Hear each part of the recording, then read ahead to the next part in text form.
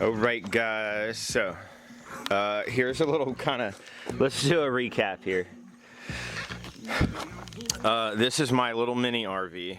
Okay, I had a large one that was, it was an ultralight, but it was, what I learned from RVs is that you don't really want something 8 feet wide.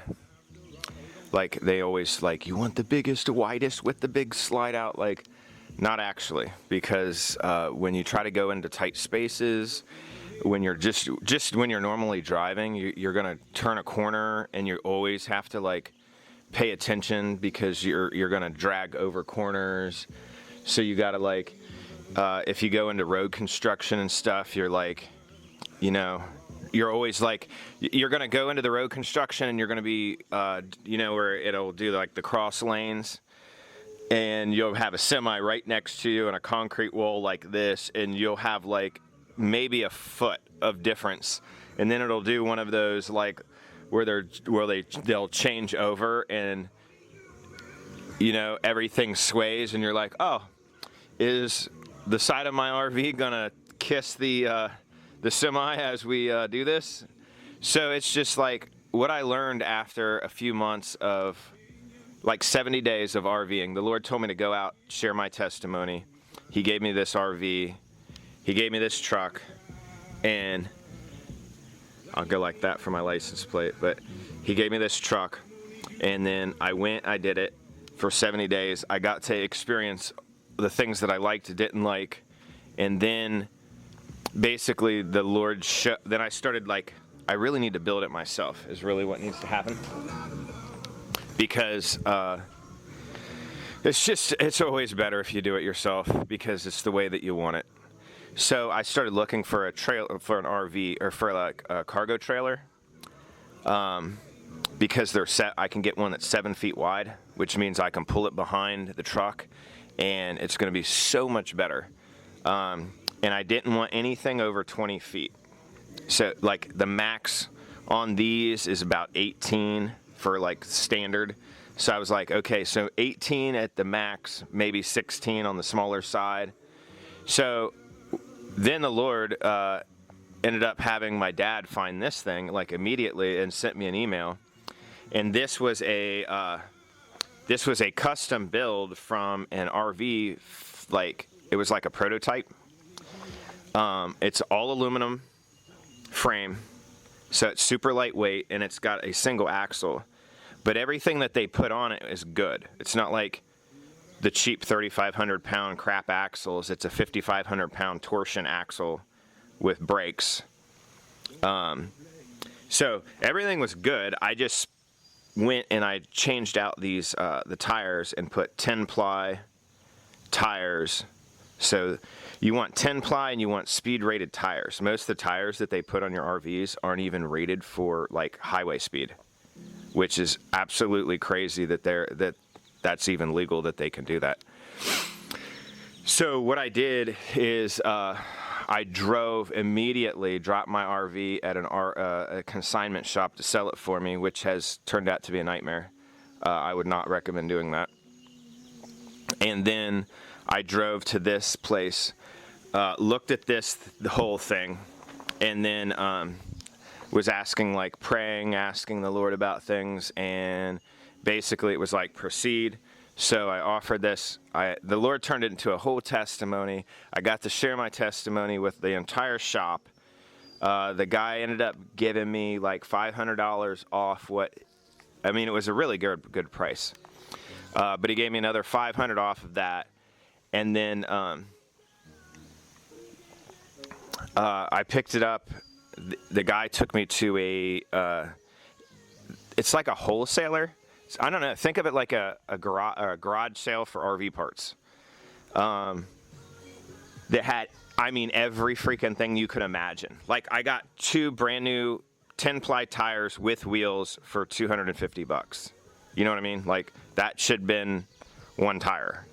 So it went like that, and the Lord gave me favor. I found another place that was in Michigan, like on the border of Michigan. Went to that place and then told him, like, look, the Lord is giving me this RV. The whole point is for me to share my testimony and to glorify him. I'm like, I know you're running a business and you got to make money, but I am like, we're working on very limited funds to do this whole thing. So I'm like, this is what's happening. This is the purpose. Can we make this happen? Can you give me like the Lord's discount on some things? And so we went through, and it was so cool. It was the owner that I talked to, like, and dude, he stayed with me the whole day. We walked around. He gave me so much favor. I mean, we went through everything. Got tanks, black water tanks, gray water, black, gray, freshwater tanks, wheel wells, windows. And these are the really cool windows. I mean, these are the really cool windows that have the shades that slide down from the top that are the privacy ones, and then they slide up from the bottom that are the total blackout. So you don't have blinds and you don't have stupid things hanging and clattering and all the normal stuff. Like it's just like, guess how much he charged me for a window? $15. I'm like, dude, it was so cool. So basically, I got the guy. We went through the whole day, okay, the whole day doing all of this stuff, and then right as like they were closing, the employees are shutting off the lights, and as I'm like getting ready to pay, the guy's like, what are you doing for your interior? And I'm like, I don't know, like probably paneling. I found some paneling at Menards. And he's just like, how much is it? And I'm like, $30 a sheet. And he's like, I got some for $5. I'm like, oh my gosh. So then I had to go back, and then we had to get, like, I'm like, dude, I have to find paneling. Like, I can't pass that up. So he gave me like 20 sheets of paneling for like $100. So got all that. Like, it was just totally amazing. I mean, you couldn't ask for more favor. So anyhow, I got back here. There's lots of things that I've done to this thing so far, so let me just take you on a little tour. I'm kind of in, this is like an 8 video series already, but I'll just do a kind of overview tour. So the thing that I hate about most RVs is they put your jack right here. And then when you fold down your tailgate folds into your jack, and you can't, like, so if you want to go around, you've got to like walk all the way around your truck and then all the way back around to get to the other side to get to your cargo door, when all you want to do is just grab something really quick, like a wheel chalk, and you don't really want to walk around. I just want to walk through here. You know what I mean? And you can't. So why is that like that on every It's so annoying. So I moved this back, and then I cut the wheel off because I don't want a wheel. I don't want it to, you know what I mean? I just want to throw a block of wood under there and use that. And I went with a manual jack. I don't really like I don't want to have to go and have some problem with some electronic thing and then not be able. That's just not a risk that I want to deal with on the road, or when I'm down in some mountain pass somewhere with this thing that it doesn't work for some reason and I have to deal with that. I don't want that problem. So I went with that. And these are the kind that flip up, so then I don't have something like this that if I'm going like, you know what I mean?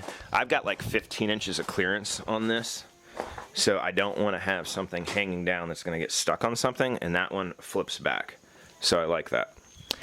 I did all my wiring up under this, and then bought a little plate and then put the plate. So all my wiring is like under there, coated, protected, wired up a box for the breakaway kit. So you have brakes. Bought this, most things have a dual propane tank. And since I don't have a fridge, don't have all this stuff running on propane, I didn't really want, the goal here is not to put all of your weight and have 600, 700, 800 pound tongue weight. Like, I want to keep it minimal. I want to keep the weight balanced towards the... So I put my freshwater tank that's always going to probably have the water in it right here, because that's where you want the weight. You don't want the weight distributed where it's heavier on the rear or you'll fishtail all over the place. You want it like over the wheels, but just in front. So the heaviest thing I'm gonna have is that water tank. That's where I put that. My other 2 tanks that are gonna be mostly empty, they're in the rear just because that's how the guy built the frame and that's the only place I could put the tanks. So, anyhow, as light as I could possibly, I found that little bracket on Amazon. It had these cords, and then I bought this little single cover just because the tanks look ugly. And then I bought a dual stage regulator. Okay, I didn't buy I need to buy some conduit clamps to clamp that thing up. Got some jacks, mounted the jacks in the frame, and I got 5,000 pound, or no, those are 7,000 pound jacks. So really heavy and sturdy. I found the 3,500 pound jacks just don't work very well. Like they'll fold over on you. So we got really giant cargo doors. I installed a tankless. This is a tankless hot water heater, propane hot water heater by Vevor. And it is the largest one they make, like 6,500 BTU. So you're going to get instant hot water in the middle of winter. It will still work. And it has a thermostat. So most of the cheap kind of hot water heaters that they throw in there don't have a thermostat, and your water's always smoking hot. And I don't want to waste all my propane to have that do that. You know what I mean? I'd rather put this on what it needs to be on and set it to what I want it. And that's going to change whether it's winter or summer or whatever. So now I have a way to do that. So when you do it yourself, you're able to do everything the way it needs to be done, you know? And then this is the little bar that protects for the water because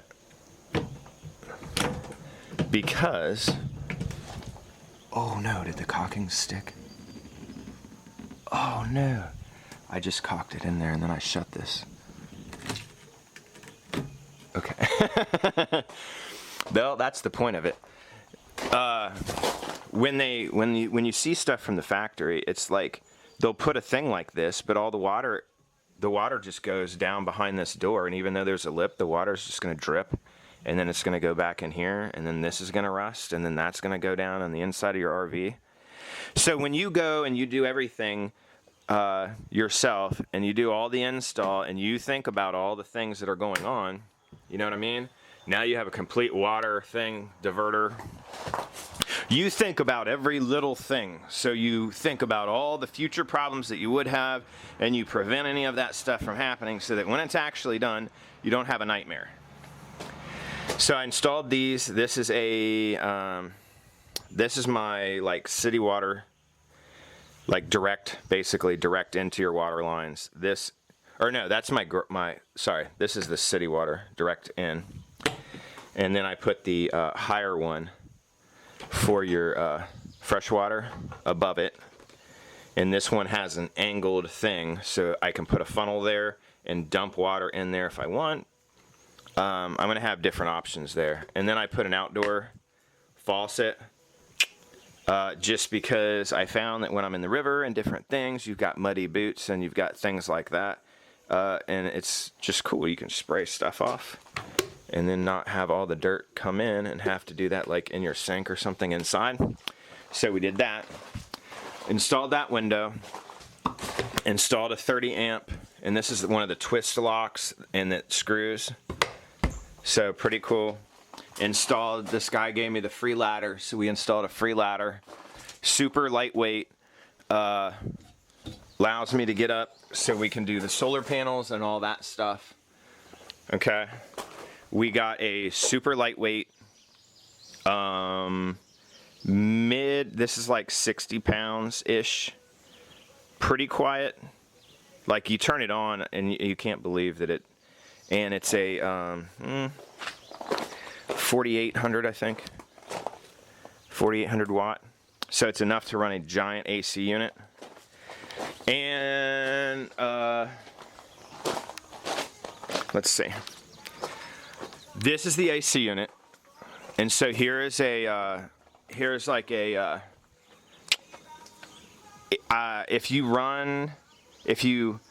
actually look at your own power and you put stuff on meters and you test and you run things and you do comparisons and you do real world testing, you'll find out that the AC units that mount on top of RVs, they're going to use like 1500 watts and they don't actually work very well at all. Like, they're very inefficient. They're using like 1500 watts, and when it's 100 out, they can't get anything cooler than like 80 degrees inside. And I don't know about you, but 80 degrees is not cool enough for me. Like, I need that to get it down to like 75 or 70 with like no humidity on the inside for me to like escape the heat. I need a place that I can escape to, and this RV is supposed to be your home base, you know what I mean? I can come back, I can eat, I can sleep, I can use the restroom, I can take a shower, I can cook, I can chill out, take a break from the world and all the craziness. Like, you need something that can get you cool. This is the largest AC unit that you can get in 120 volt.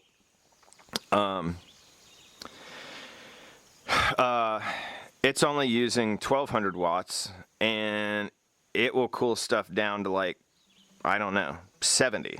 Like, just, it is so much better in every way that I don't even care if it looks dumb and that it's hanging out. I was going to mount it on the front there so it didn't stick out, but then you would have bugs getting caked into that grill, and I didn't want to have to deal with all that stuff. Plus, on the inside, it just ended up that that's the place where it needed to go, because I put my bed in here and then my bed lifts up. So that's just where it went. So hopefully I don't hit this thing on a tree. But this thing's only 7 feet. If this thing was 8 feet and then you had that extra bump out, then that might be a problem. But I think we're going to be good. So here, let me pause this real quick. Okay. So we did the jacks, we wired up the lights, I wired up the brakes, got all that stuff done, installed this little, it's a single step, that way it doesn't hang down very low. This might actually be my lowest thing on here.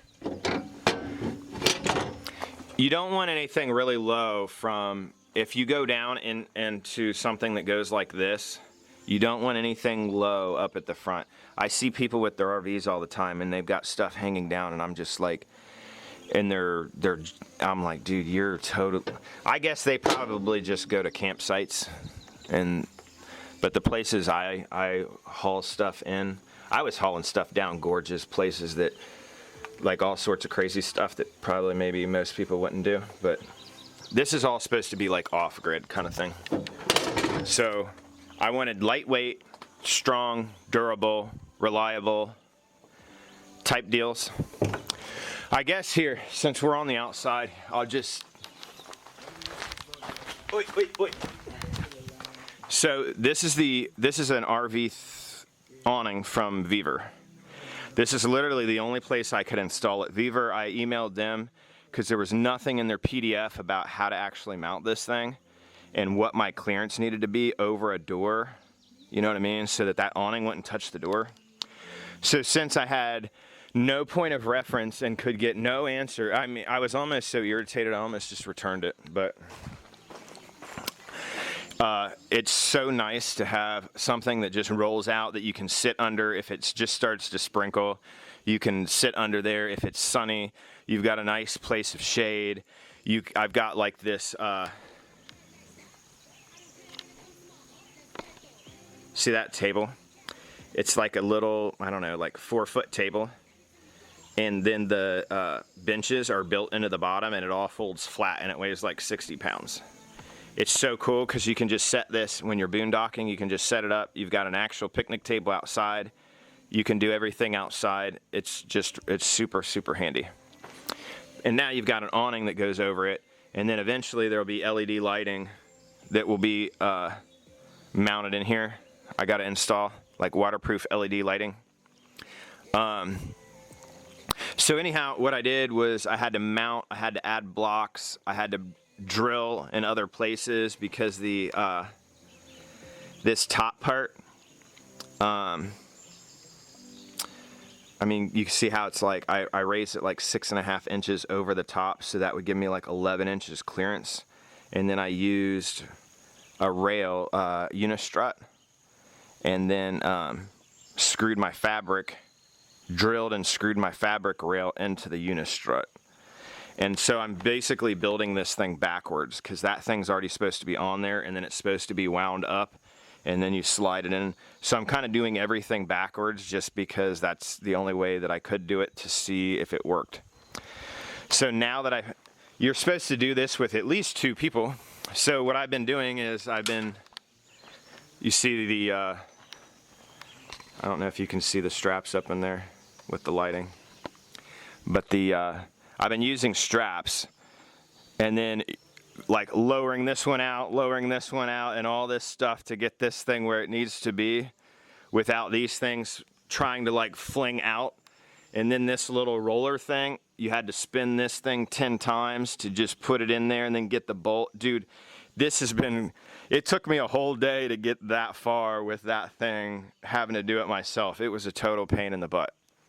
But everything's installed now, and now all I got to do is take the back rail off, roll this thing, and then put it back in, and then wire the motor. So we're almost there. So I'm not trying to make this a big long-winded thing, but there's like quite a bit of stuff here. I installed legs on the cargo trailer so that you can walk out on here, okay? And this can be like a little patio with little chairs and stuff. And then I have, I have an 8-foot pull down screen that I need to cut down to this width. And then we're gonna see if it will, if I can make that work. So I can have full breeze, just with no AC, just full breeze. Sometimes at night, that's the way to go. So right now, I went with this 1/2 inch or inch polystyrene or something like that. It's like those little cheap cooler for the insulation. What I found is you want to do all your connections and all your cutouts. You want to install all of those first. So main power coming in, hot water, propane, diesel heater. A diesel heater will give you hot heat in your RV versus wet heat. So you want to go with a diesel heater and not a propane heater. You'll have so much moisture and humidity, and it'll just feel like, especially if you cook and then you're using your propane to heat, there's not these are things that I learned within the 70 days of me actually being out, okay? So take it or leave it, but diesel heater works really good, nice, hot, dry heat, which evens everything out with the moisture, okay? Ran all my propane lines, so basically all my propane lines are done. Ran the propane line to here. The kitchen will be from like over here to here underneath the window, but I have to get the bathroom in first. And I bought one of these like wet bath things because the guy gave me this wet bath surround for like $10, and these are like $200, so I was just gonna do this. But I did it, built the frame, set everything up, and I'm like, I've got wide shoulders, and I just can't fit in an area that big. It's just not gonna be comfortable. And when I'm on the road and that was a deal breaker for me. So, and it's white. And white just ends up looking dirty. So I'm like, I want a black one. So I found a black one that's wider and everything else, and I was just like, well, how am I supposed to now get into my tanks that are underneath the floor when, you know what I mean? Like they already had these parts plumbed into the tank. And I was just like, how am I supposed to do that? So what I found out is that they sell these seals. And these seals you can just glue or silicone or solvent weld into your tank. Okay. So you got to cut a hole in the floor bigger than this thing, and then you got to cut a hole in your tank that size. Okay. Solvent weld that in, and then it fits for PVC pipe. So that's your PVC pipe adapter. So I got one for 4-inch, which is what the toilet is, and then these are 1.5 inches, which is going to be your standard. Okay. So I'm going to cut that off, plug that, and then I'm going to lay this. I ordered the shower base, so we're going to turn the shower this way so that the shower is now almost 36 inches wide, which gives you plenty of shoulder room. You're not going to feel cramped, and it's about 27 inches, which isn't huge, but it's going to be like a legit good. When you walk in there, you're not going to feel like I'm in an RV shower and this sucks, I want to get out. Like, it's going to be a good experience. So, don't know what that looks like yet, but we're going to get rid of that and we're going to redo it like this.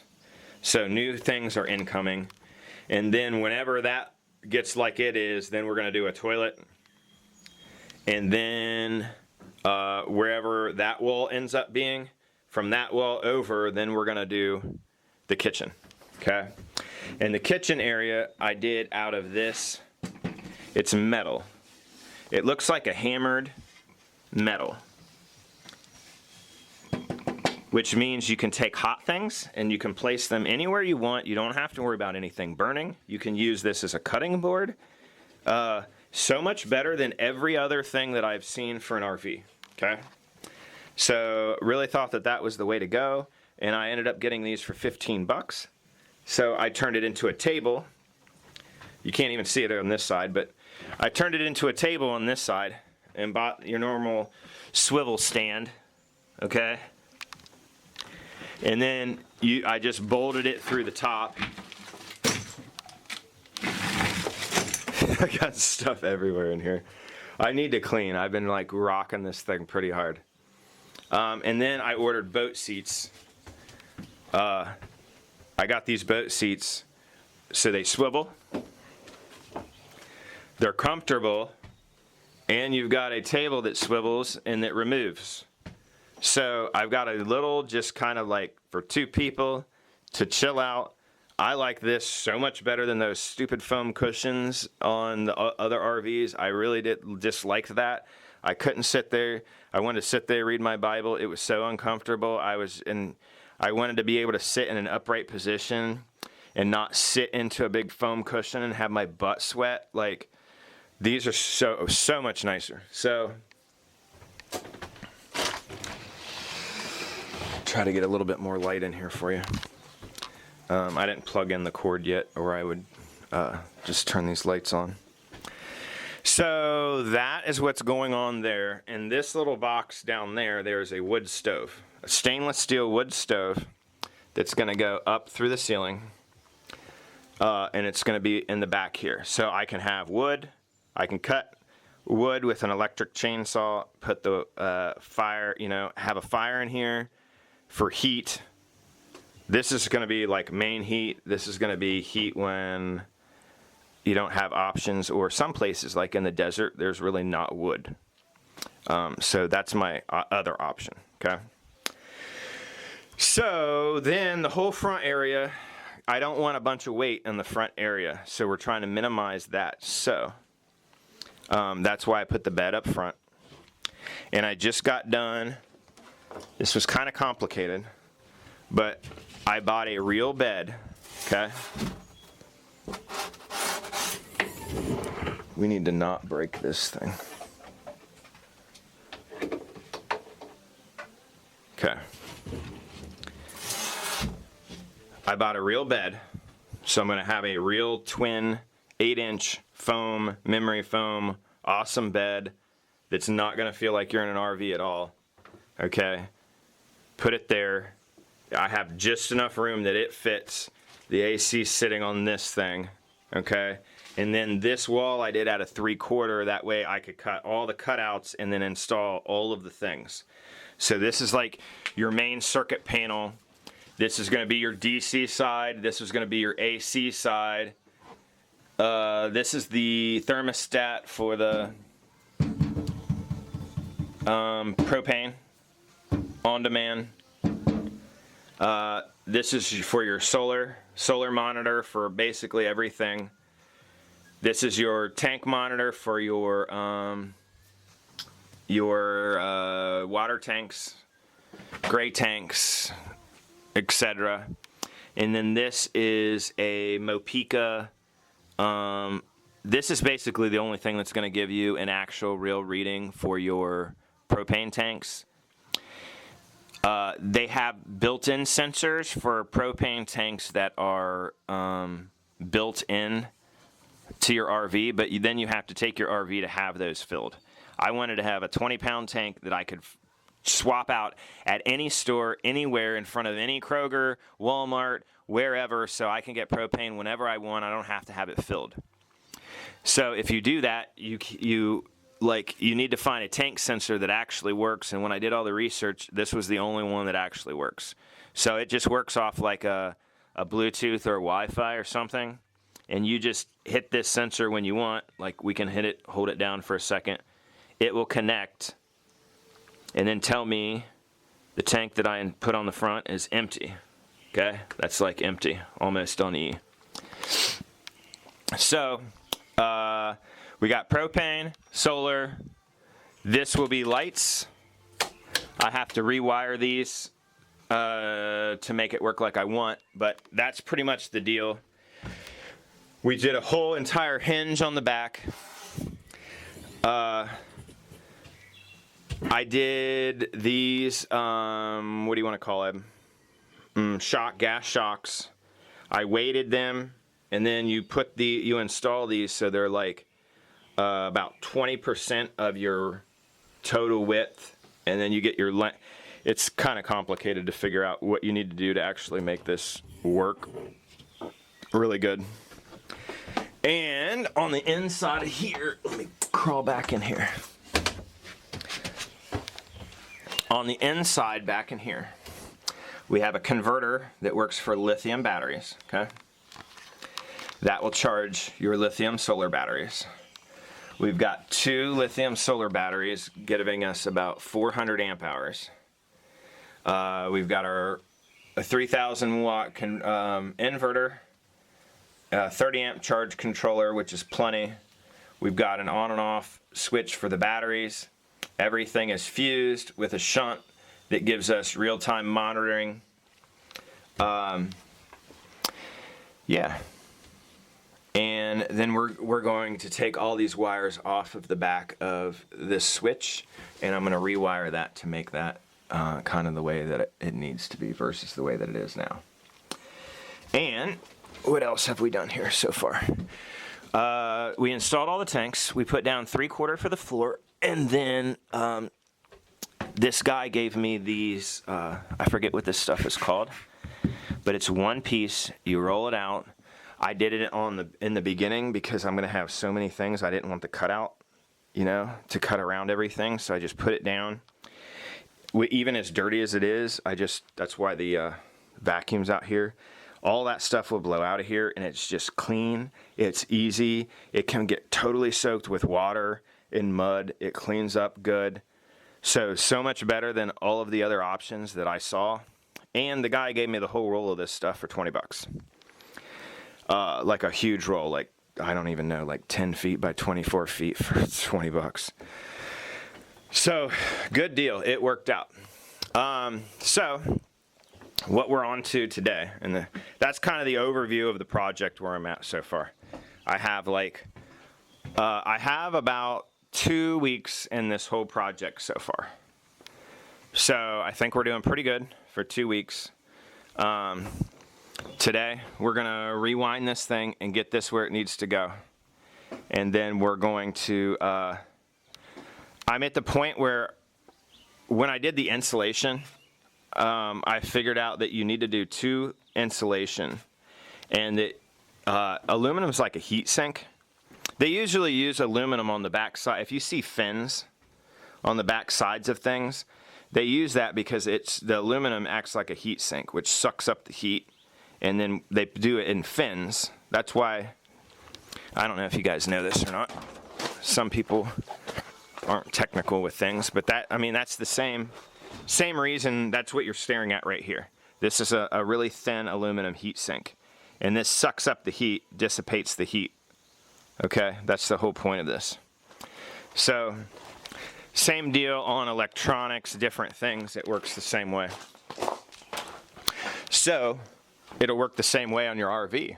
If you've got aluminum sides, that aluminum is going to suck up the heat, and the heat can come through. So if you've got aluminum and everything's lightweight, so all of this heat, cold, whatever, is just going to be able to pass through. So I did insulation to fill, and then the next insulation, like all of these boards, when things start to, like, I need to put my wiring in now. At this point, I need to figure out where everything is going to be, come up with a total plan of, you know, where everything is going to be, run the wiring, get it where it needs to be, and then I need to put in full boards. That's why I did the framing for the windows. That way I can have insulation and I can have the siding.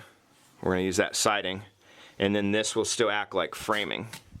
So when I'm done, I can just I'll just stain this real quick to make it look okay. Either stain it or paint it black. Oh, here, you want to see how cool these windows are? Look. Oh my gosh, they're dirty. Okay, they really need cleaned. But there's the total blackout. There's normal. And then you can pull up from the bottom, and then there's like a kind of privacy, and then they'll crank open. So, and they're insulated windows. So really cool. $15. Thank you, Father. So the last thing I got to do here is I've got to frame around that door. And now that our supports are in, I just need to run the insulation in those little areas. And those little areas. And then somewhere up here, we're going to have the, you see those things? Those things right there. Those are the vents to pull out the moisture. So we're going to install one here, and then I'm going to install another one probably over my bed area right there, or maybe we're going to come back and put it there. I haven't really decided. That will give you two areas that it's sucking the moisture and the heat out of here, so I don't have to run the generator. The generator will run the AC unit and run everything in here and be able to recharge your batteries if they get low. The solar will basically run most things all the time without need of anything else in here. Setting up your water this way, you have fresh water in your tank like constantly, and then I'm going to set up with this watering system and this water pump that you can just get two little gray 5-gallon containers, and you can just, which I've done all these different experiments on getting water from different places, and I have like a water bag kit that I can use. But what I found that I like the best is just 5-gallon containers. I can fill them up anywhere. I have a little hose. You just go down, you can get creek water. You can do whatever. I mean, I've just found it to be the best. And then you kind of, your water pump, you kind of engineer an input for your water pump so that your water pump, this will self-prime, okay? But you need a short, like you don't want it to be, you mean your run for where it needs to prime from needs to be like a short distance to the water for this to work best. But instead of having to pour water into this fresh water thing, it's a lot easier to just carry a 5-gallon tank that you can fill up anywhere really quick and just carry it in here, set it down, and just pop a hose in it. That way I don't have to stand out there and pour. So I found that easier. So I'm probably going to have cabinets here or something, but they're probably going to be in a manner that I can open it and just set these things down. So it's really easy. And I found that was the easiest way. Sometimes the water, you can get right to the water, right at the edge of the water somewhere, but then you have to go down a big hill or something like that. So I can the 5-gallon tanks. I had a big freaking bag that you put in the back of your truck where you could take and go get like 120 gallons of water.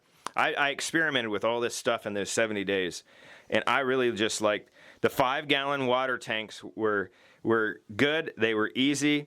They worked.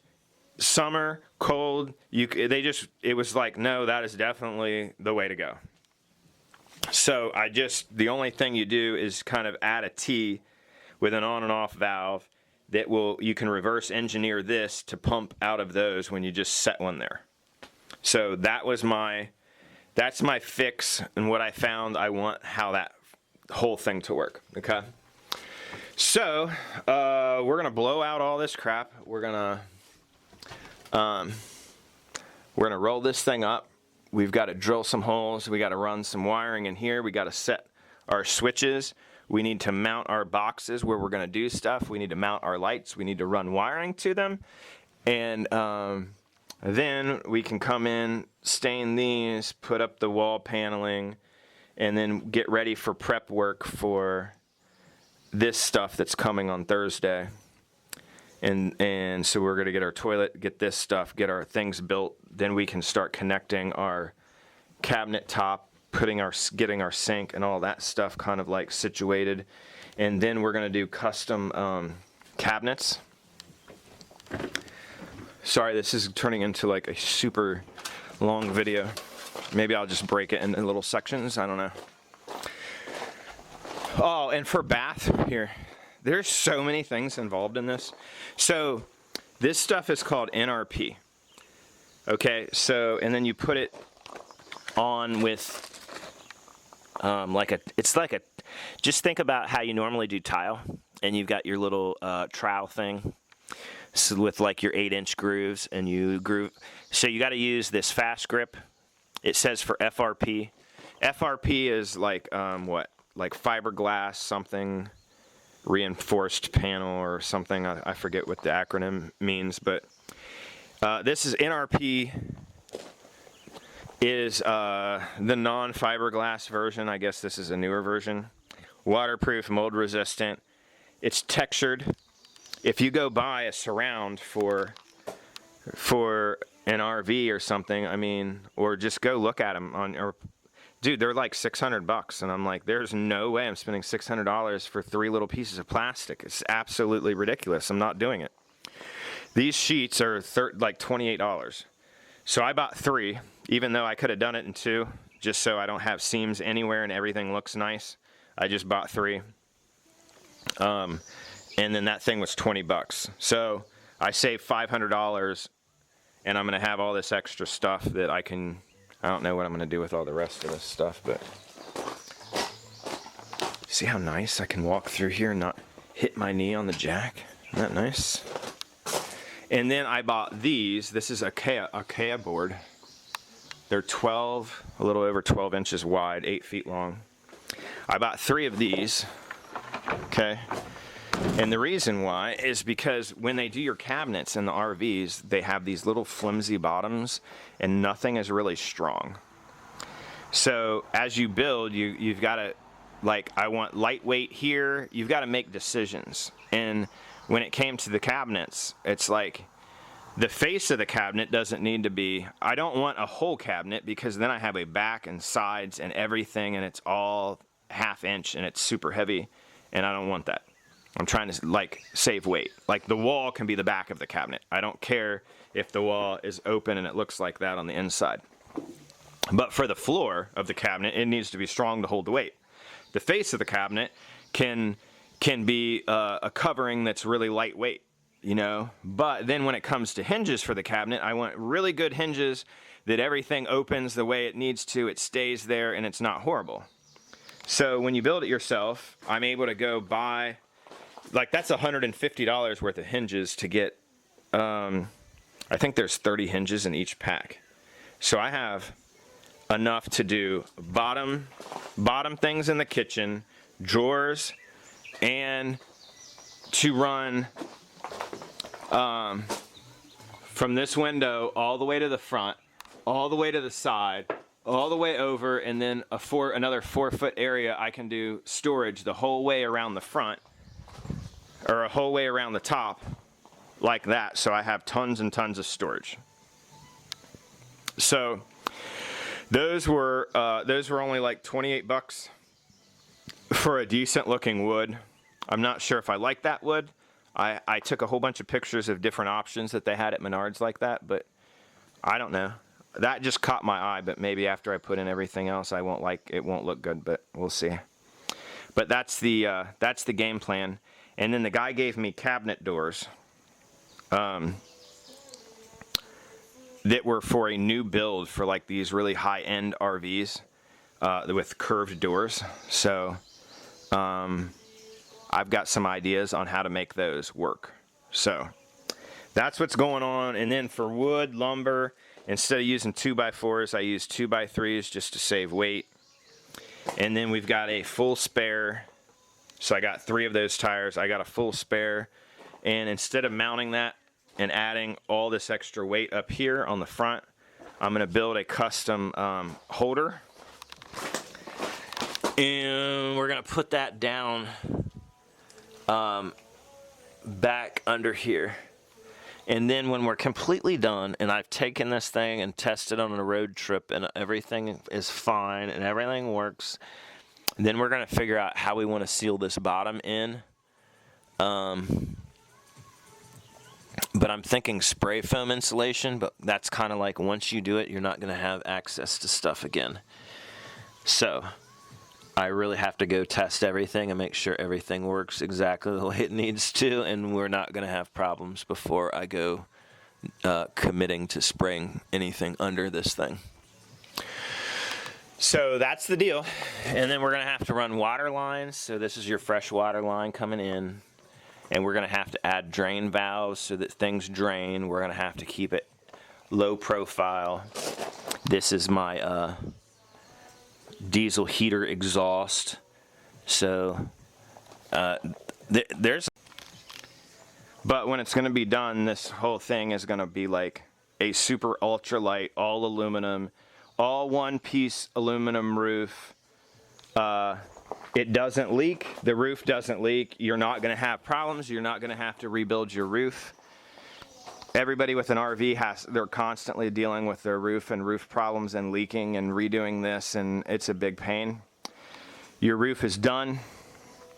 It is aluminum, one piece, so I'm going to paint it with a white elastomeric paint, which basically it's going to block the heat from like the aluminum from soaking up the heat.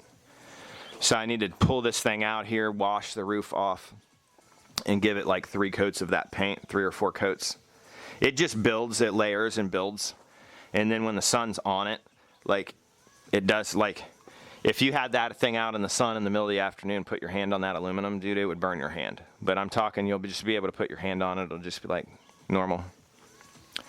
So then we're going to mount solar panels on the top and everything else. So we got a lot to do. Man, I'm kind of exhausted talking about it all. But anyhow, all this got done in like 2 weeks, from finding it, getting the things, sourcing all this stuff, getting it here. We've got all this stuff done in 2 weeks.